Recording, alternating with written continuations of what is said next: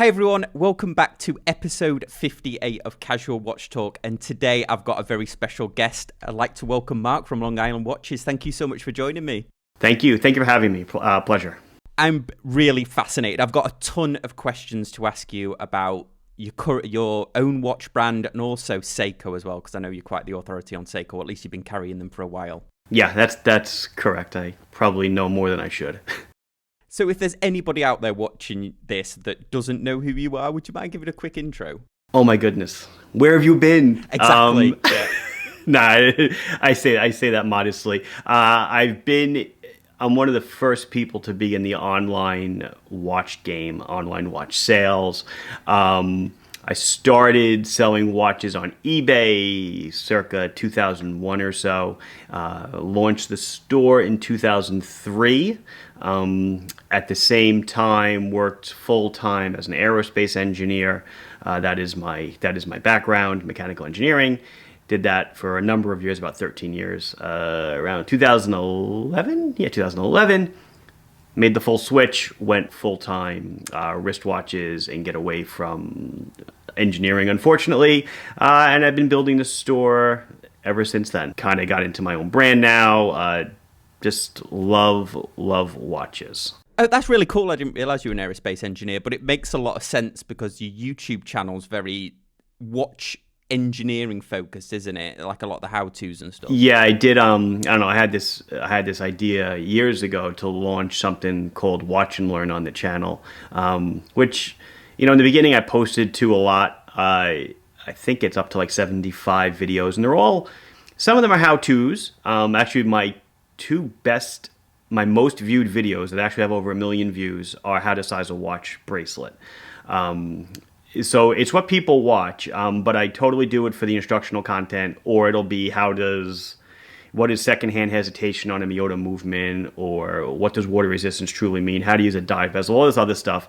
So I have a knack for taking complicated, I guess due to engineering, for taking complicated things and kind of bringing them down to a level where, a lot of people can understand. I kind of love teaching in a way. So I guess that's kind of my foray into teaching, without actually getting a teaching degree. Yeah, well, I've got two confessions.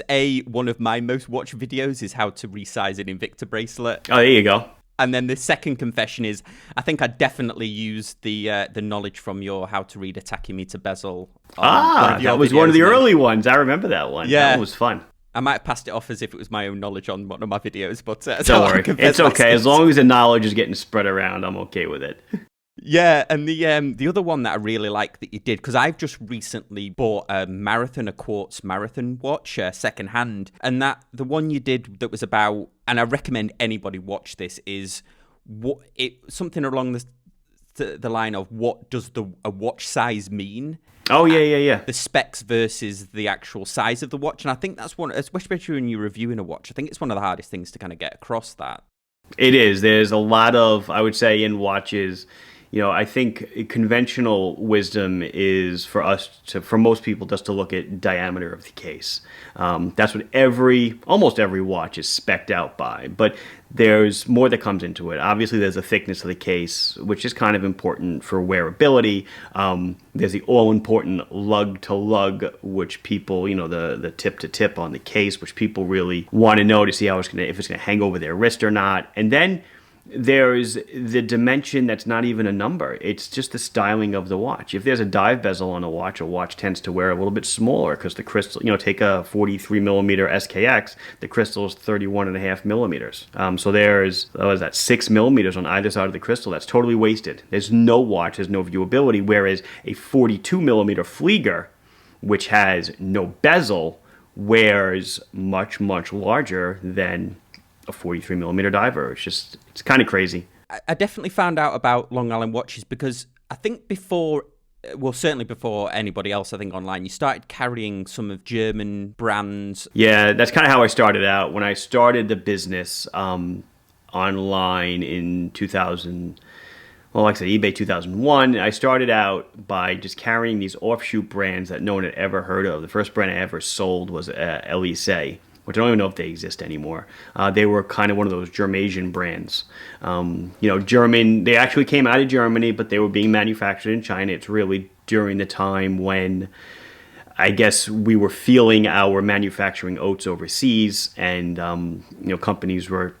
I won't say they were passing them off as German goods. They really weren't. They were not marked made in Germany, but obviously they were affordable, and that was where I started. And I started in that niche because no one else really sold them in the States. And if I would have started from the gate selling Seiko, assuming I could even get a Seiko account, which I wouldn't have been able to, I would just be drowned out by the so much larger people that were already in the space. So I kind of made myself a bigger fish in a smaller pond, in a way, by selling stuff that nobody really wanted to sell because they didn't even know it was out there. They didn't want to go through the time to research it. And that's kind of how I started, and then started adding more general brands into the portfolio to kind of bring in more people over time. So how do you decide what brands you bring on? Because you've got a good mix of well-known name brands, and then you've got some of the micro brands that I love, like Phoebus and a few others.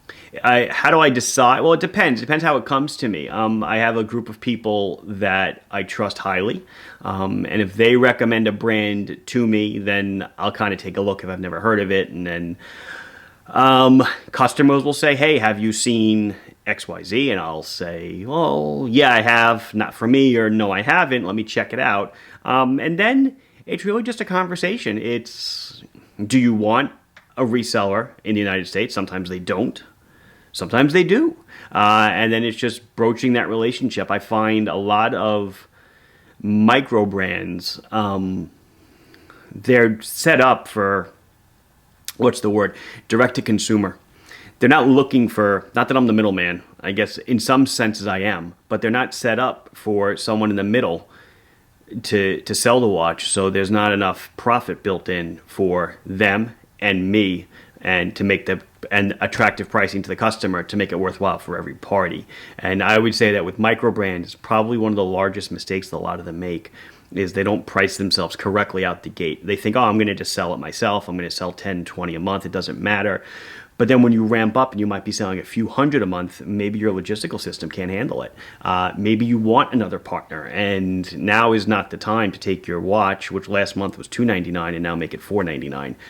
Things like that. So I find that's kind of like a pitfall that people make. But that's, it's not always if I like it, not my personal taste. But, it might be a great watch. I kind of look at it. I feel like if my customer might like it, and we give it a try. Very few brands do I get and then stop within a year. I usually get them, and I'm usually pretty good at it, and it keeps on rolling. I think that's one of the criticisms of micro brands, isn't it? Where people, they really like the watch. The quality is usually up there, but they're buying directly from the company. So how long is the company going to be around for if they're not successful, and who services the watch? So at least you're filling that kind of gap in there. What I found, and you had mentioned Phoebus and some other. I love Phoebus.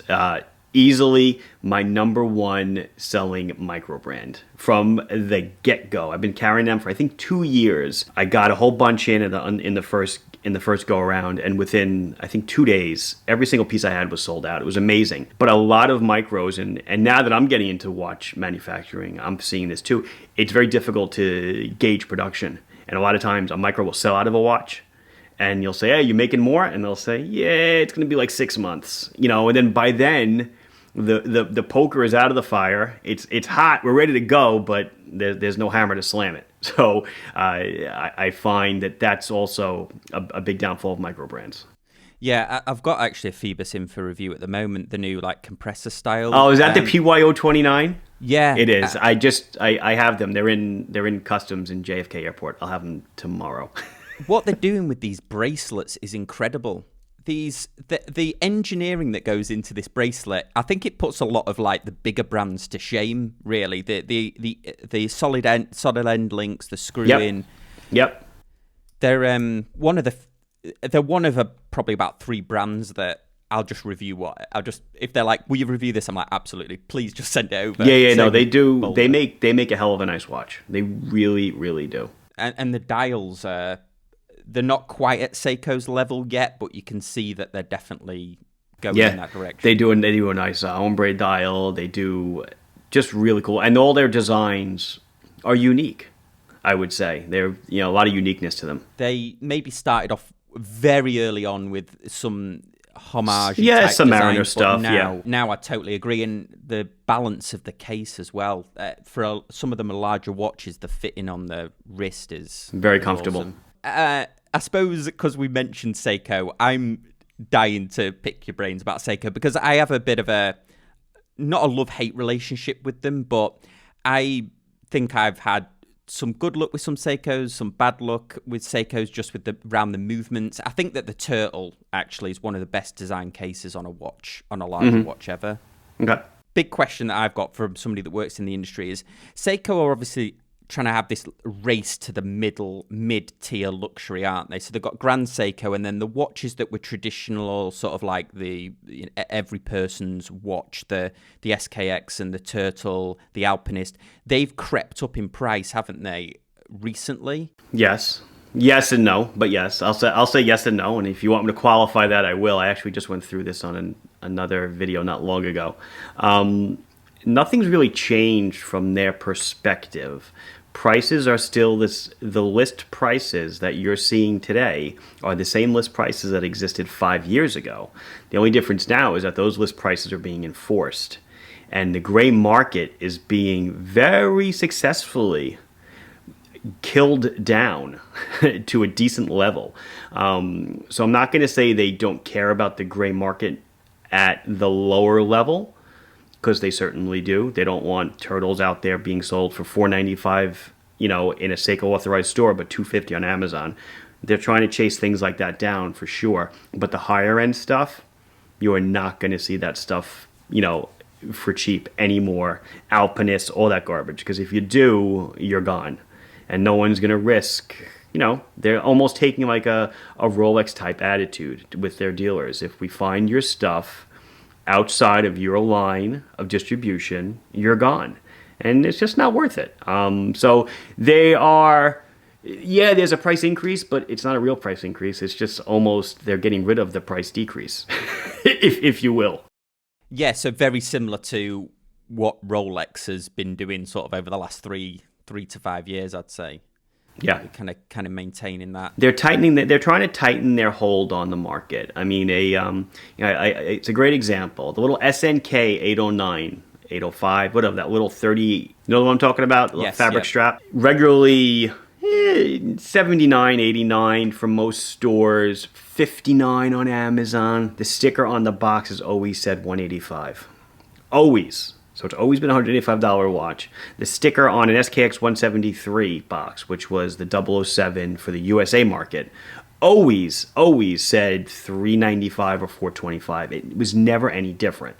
So we're just seeing, the eradication of different distribution channels that kind of pull the price down. Also, they're expanding the ranges, aren't they, of those successful ones in the middle. I think some of the newer releases, they're starting to do, maybe this is just my impression, but I feel like they're starting to do more limited editions and kind of trying to creep the price closer to Grand Seiko. Have they always done that? Or I would say that as they are kind of feeling their, I don't want to say oats, but their real dive watch history, I would say they're doing a lot of LEs, and I think because their customer base really, really likes the limited edition models. And when I say customer base, it's not necessarily the people watching this or the people on the forums. That really isn't their base.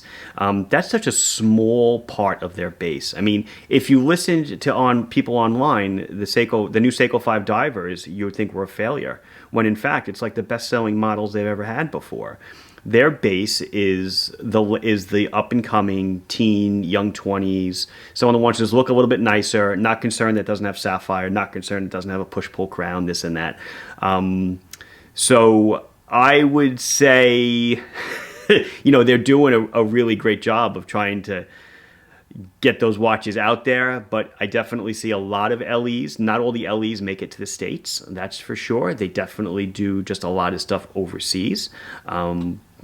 If we get LEs over here, they're not the greatest ones. What did they do? They did the the Brian May, the Yeah. the guitarist. They did that, and that was an LE of like 4,000 pieces. Okay, I got two of them, so you can imagine how spread out the brand is, worldwide. And from a worldwide perspective, what's going on, and when we think Seiko. Again, I'm in the U.S., so I think Seiko USA. I think state-bound, but there's a whole global economy that they're marketing to. Yeah, it's a lot different. It's funny you say that. I went into a jeweler local to me at the weekend, and they had literally like used Rolex, then they had Bell and Ross, and then they had the Seikos, and the dials on the Seikos definitely stand up. I think the more you know about them, like you say, like the watch collectors that are a smaller portion of the thing, definitely, question if the movements are comparable in price. But I think Seiko are already doing really well. I think if they had one of those watches, if they could make a spring drive movement in like the $1,500 mark, I think they would just dominate. I don't know why they don't, because it's obviously just a complete evolution of mechanical movements, a spring drive. Right. I'm wearing mine. Oh, really? Yes. Is it the LX? Yeah. I'll show the people at home first, and then I'll show you. Yeah. I don't think you're going to see that 1,500. There's so much that goes into it. I just don't think it's possible for them to even do it at that price point. I really don't. And plus, they're not going to put it in a watch where the fit and finish might be circumspect. It's a pride thing for them, which I know a lot of people laugh at. Oh, pride! Have you seen their chapter rings? Whatever. But for them, it's this is their crowning achievement, the spring drive movement. We're not going to put it in a regular diver case. It's going to be in something super special. It's going to have great finishing. The hands are going to be, phenomenal. In this case, this is not a Grand Seiko. It's a Prospex. It's got the Prospex X on it, but it's titanium. And the finishing on it is phenomenal. I've not seen one of those in person, but I have seen one of the previous titanium Grand Seikos, and I've got this like running joke on the podcast about Omega making such a song and dance of their titanium case on the Omega, the new James Bond one. But when you see it in comparison to what Seiko, it's polishing it almost to the point of looking like stainless steel. It looks like steel. You would never know. And since you said that, I'll do a quick shout out to Bertucci watches that I carry. They make most of their watches are titanium. They're able to polish them as well. They've done high polished titanium, which to me is like, you look at it like it's got to be steel, and then you pick it up and you're like, oh my god, it's not. So there's brands are doing it. They can do it. Yeah, so because there was this whole like romance about titanium, wasn't it? That it had to be like acid etched and all of this, back in the day, I think. So I'd love to ask you about that, your Seiko there. So do you feel it's worth? Because are they 5,500-ish? Yeah, I think this was 5,500. I mean, truth be told, I obviously didn't pay that. Because I'm a dealer. I saw it in a magazine, or somebody showed it to me. People don't know I like blue watches. They'll just send me stuff at random. And I saw this, and I was like, I rarely do I have a hankering for a watch. It's very rare. And I was like, I really want that watch. I want to get it. And I saw it was an LE of 400 pieces. And yeah, I help Seiko out with stuff a lot. And I just kind of sent a well-placed email. Can you help me out? Love to get one. And the answer was absolutely. Just got to pay for it. So I was able to, score one. Would I pay $5,500 for it? That's a toughie, because I'm a guy that, I appreciate things, but also when I see the name Seiko and I see $5,000, I'm like, well, it doesn't really make that much sense, does it? But once it's on your wrist, it's gorgeous. It works great. Everything about it is fantastic. But that's a good question, because I actually want a Snowflake. Yeah, I do. I don't care if it's the older one or the newer one. I don't like the Skyflake, but I like the Snowflake, the original or the newer. I'm not picky. So it's a good question. I don't know if I would shell out the money for it. I really don't know. Yeah, they're definitely playing the long game, aren't they? Because I remember I had a boss who had a a Rolex from the 60s, and he was like, yeah, I just picked it up for like, $600 at the time, and like just a lot, we all had them because they were just a great watch, and now right, and then boom. Yeah, exactly. So I think I'll just switch gears here for a second. Recently, since obviously the pandemic's been on and everything, the pre-owned watch in market has just gone absolutely insane. We've got a lot of consolidation where like Richemont bought Watchfinder and a few of the other ones like Hodinkee just bought Crown and Caliber. Thinking of your business now, have you ever thought about getting into the pre-owned watch market, or is it just a completely different? It's a completely different animal. You need a lot of domain knowledge, and I really don't have any. I have almost none. I don't know anything about stuff made, pretty much before the mid-90s.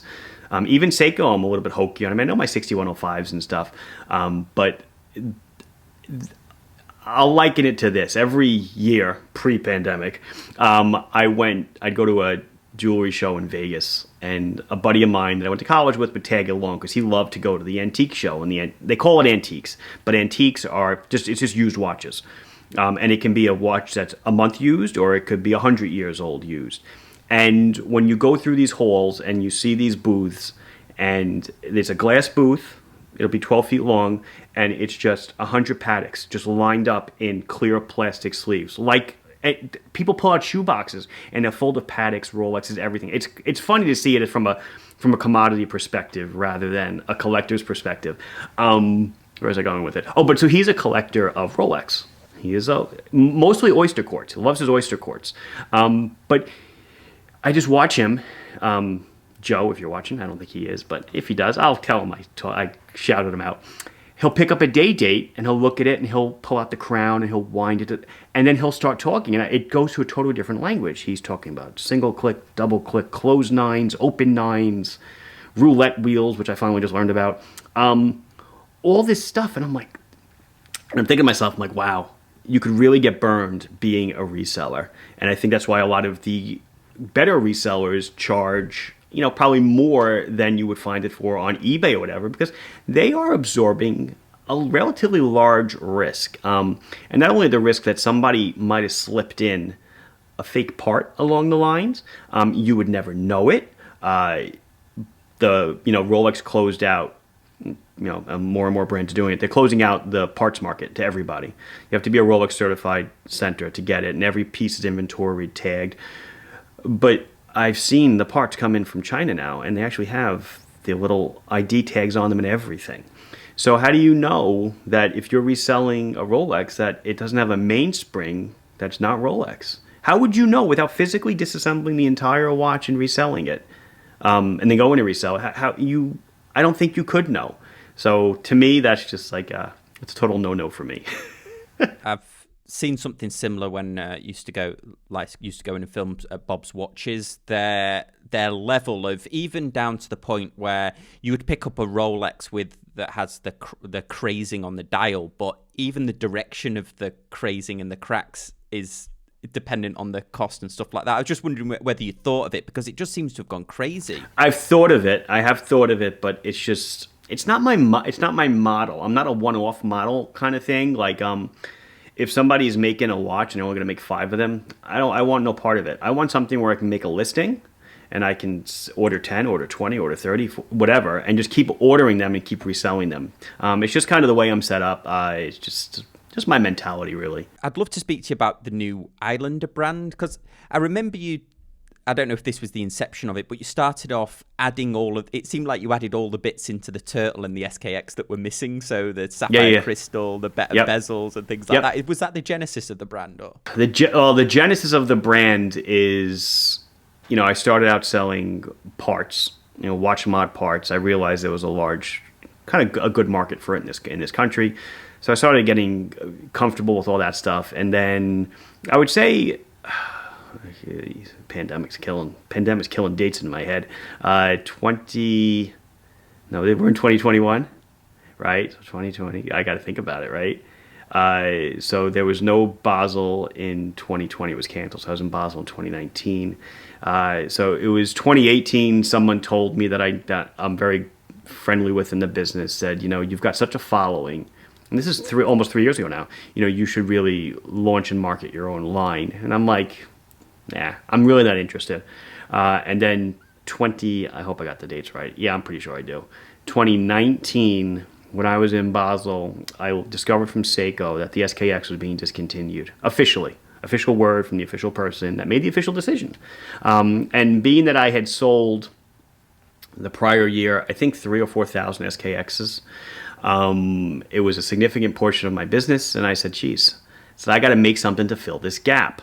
And that's really the inception of the Islanders. The only reason the brand was started was to fill a financial gap that was going to occur in the company. I said, geez, I can build an SKX cheaper, but with better specs. The only thing it's missing is ISO certification. But it's sapphire, hand line, hack, solid M-link bracelet, solid link bracelet, good clasps, excellent loom, ceramic bezel inserts, blah, blah, blah, blah, blah. And so that's really the genesis. And then from there, it kind of, branched off into other Seiko homages, if you will. I just did, it's funny, I happen to be sitting here. I just did this one. I just launched, this is the like waffle. sumo. It's like a samurai case, but I'll show you viewers now. It's a waffle dial. Yeah, man. I think I got it. Yeah, it's a waffle dial. So it's led into a lot of Seiko homage offshoots, and then it's also led into a lot of just making my own watches, my own designs, my own stuff. But it's like one funds the other. The Seiko homage or the Seiko divers, those fund everything else because they sell, rather well. So I'm wearing kind of this explorer dial, if you will, almost like an everyday piece. I did these. I did a field watch. I did a pilot's watch. And there's more and more stuff coming down the pipe. I'm working with different manufacturers to do different things. Like I said, like your original question was, what was the genesis? The genesis was basically necessity. It was filling a hole. And it's turned out to be the number one selling brand in the store by a long shot. So these are not, because you originally started off modifying actual Seikos. So I started off, that was a Your Watch, Your Way poster. Oh, here it is. Oh, yeah. I started out doing this because I noticed, people were buying SKXs and then they were buying the inserts from me and they wanted me to put them together. And I really don't want to put them together. I don't have enough time to do any of this work. So I teamed up with a watchmaker that I know, and I started Your Watch, Your Way. You'd buy a watch, you'd pick the bezel, the insert, the crystal, the bracelet, the hands, the chapter ring, everything you want, and then we'd kit it, send it out, get it built, and then send the final product to you. And Your Watch, Your Way is very successful. It lasted, that's over 2 years old. But then when the SKX stopped, Your Watch, Your Way kind of fizzled. I still do it because I'll still do Orient, Makos, and Rays, and I'll still do the Turtles and the Samurais. It kind of fizzled out a bit, though. But then, I guess kind of the Islander was the next thing after that because I realized that people just want a good watch. They wanted the Seiko diver, but they were getting upset that there was no hand winding and hacking and, there was no sapphire, blah, blah, blah. Because I've got a turtle that we modified, and it's amazing when you put like a sapphire crystal on like a turtle or like the SKX or probably one of your Islanders, that because Seiko's, the dials and stuff are like next level in terms of quality, I think. They sure are. Comparison. So which one is the best selling? Is it the homage to the SKX? It would be the ISL 18. That's the best-selling watch. It's kind of like a Yachtmaster lookalike. I probably have one somewhere nearby. Blue dial, ceramic embossed insert, domed crystal, solid link bracelet. That's my number one selling Islander, day in, day out. By a long shot. I mean, when new ones come out, new ones fly out the door, blah, blah, blah. But as far as the long game, it's that guy. Yeah, and the prices are very comparable with what if you can find an SKX 009 in sort of new old stock condition now. Yeah, I don't even know how much longer that's even going to happen. The last time I was offered SKX, I refused. I said no, thank you, because I'd be selling them at 400 or over to make any sort of profit. So I was like, I don't want that game. I'm happy with what I've got in the Islanders. So the Islander brand, you're just going to keep building on it adding your own designs and things like that, and then Yeah, that's all I've been doing. I mean, it takes up a lot of my, a majority of my time. Yeah, I plan to just keep rolling with it, making different variations on existing models that are there, and then there's new designs. I don't know how many new designs are in the hopper. There's probably 7 or 8 that should come out this calendar year, and I like it. Just keep doing it. It kind of makes me proud to see it, and I enjoy it. And yeah, because it's like a micro brand, but obviously you've got the support of a full watchmaking industry behind it. I don't know what microbrand actually means as far as in terms of a definition. So I guess you could call it a microbrand if you want. The volume probably exceeds most microbrands. But I think what's different about me than, I'm not going to say every microbrand, but a lot of them, is that I finance it all myself.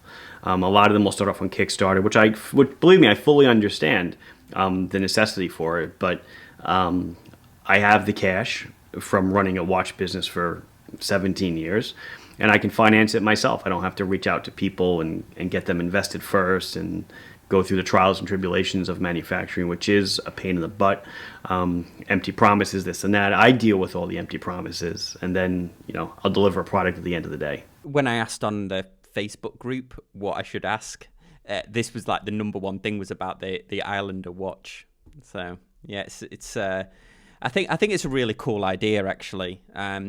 Like you said, because of a lot of the modding that happened, I know I modded my Seikos. In fact, I've put the TMI movements in mine. I know the same family as Seiko, but I just seem to have I just think they're maybe it's just mental. I just think that they work better, but I could be wrong. Yeah, it's the same. They all come out of the same factory. Yeah, absolutely. And I think so many of the other micro brands are using that movement as well. I think nearly every watchmaker could probably work on it, or they can be easily swapped out. I've heard dribs and drabs of rumors that Miyota might be curtailing some of their lower end automatic movements. Curtailing or stopping? I started hearing rumblings of this like 6 to 8 months ago. So Seiko might be the go-to place, except for obviously Miyota's 9000 series, which is excellent. Yeah, we'll see. Time will tell.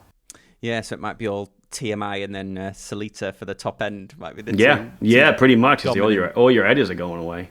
I'm interested to know, other than is Seiko and the Islander brand, are they the number one selling on the site? Or number one would be Islander. Number 2 would be Seiko. And is there any that you bought on that like surprised you how they were received by the watch community, either like positively or negatively? Brands.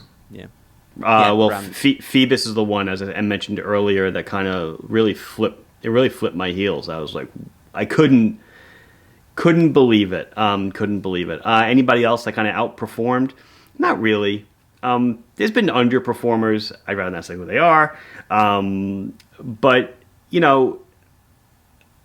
it's the 80-20 rule. 20% of the watches bring in 80% of the business, 80% of the brand.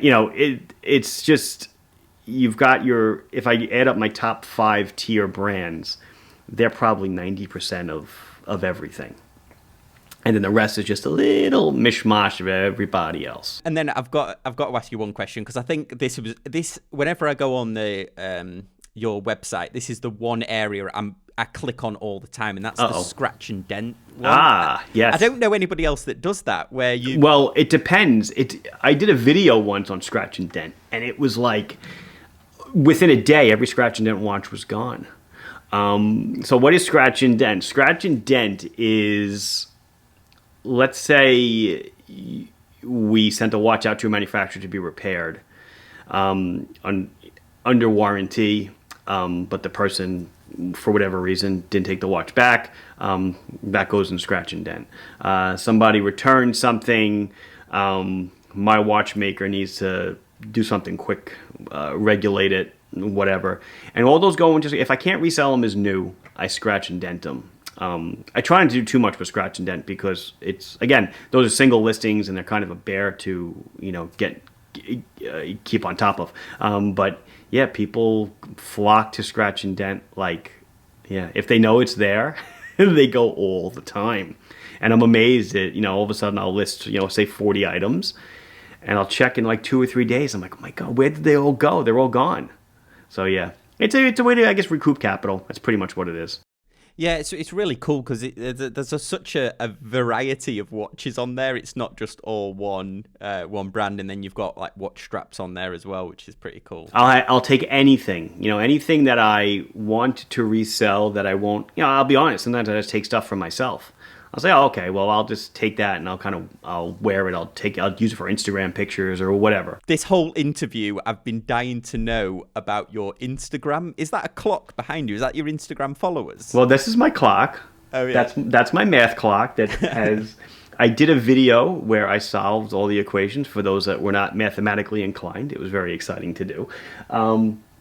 It's a regular, and by the way, we'll talk about the clock for a second. It's a regular quartz clock. People are amazed that they make quartz clocks with a sweep seconds hand. They sure do. I have like 5 Orient clocks around my house. Yes, Orient makes clocks. No, I don't sell them, but I got samples years ago. They're all over my house now. But a lot of your battery-operated quartz wall clocks can tick like this. There's a little motor inside that spins. Granted, the battery only lasts like a year or so, but it is very comforting to look at. Nice and smooth. Okay. Comes from a company called Smurl. I'm not promoting it. It isn't promotion. Smirl is a name. It's a horrendous name, but I believe it's a European company. Yeah, I'm pretty sure because I think it came out of France, I want to say. I kept seeing it pop up on my Instagram feed. I'm a mechanical engineer, right? So who doesn't love a mechanical flip counter, like the one that used to be at Penn Station in the LIRR train station, that beautiful flip counter that, whatever. So yeah, it's a flip counter. It's tied into the Wi-Fi. It's logged into my account, and it keeps account of your Instagram followers. It updates. You can have it update whenever you want. You can have it update real time, which is like every 10 seconds or so. But it kind of gets annoying.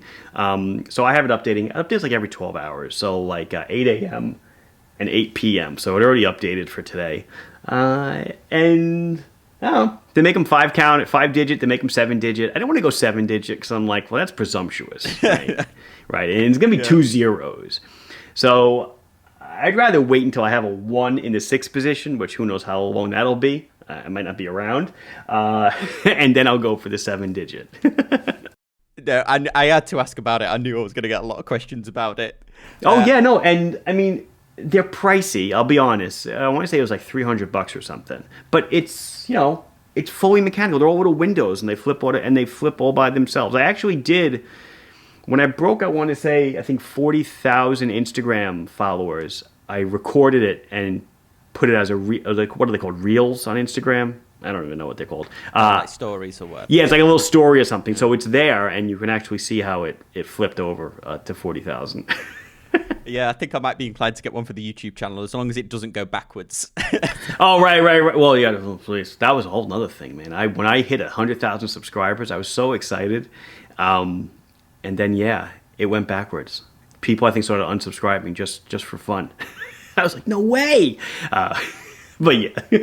Yeah, I mean, for a watch YouTube channel, I mean, the content is great on it, but you're really up there, like it's nearly it's subs. I would say for a watch channel, I mean, there's a lot of watch channels over 100,000. I guess there's a bunch, not a bunch, there's a few, but to be the store. Everything I'm doing is, obviously, I don't have to do anything. I don't have to put any of those paid promotion stickers on because everything I'm doing is a promotion because I'm selling everything. It's clear that I have, my best interest in mind. But I mean, I try to do everything honestly and openly on the channel. And if I don't like something, I will say it. I will say what niggles me a little bit. But yeah, I think for a store, I think it's pretty good. I'm proud. I just wanted to crest that. 100,000, and then I don't think I'll ever see a million. At the rate I'm going, I think I'll be 77 or something by the time I hit a million. So if I'm around, we'll see. But yeah. It's funny, isn't it? Because for a watch channel, like 147,000 is just awesome. But if you were doing one of those like makeup channels, that'd be almost a dead channel, wouldn't it? Yeah, it would be. It would be. I know my daughter watches, bunny rabbits or people playing with dolls, and I'm like, oh, I look at the video and I look at the creator, and I'm like, she really has 2 million subs? I'm like, no way. I'm like, how?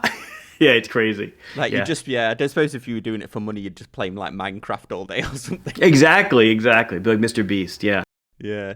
That's been incredible. Well, thank you so much for joining us on the channel. It's been a lot of fun. Thank you for having me.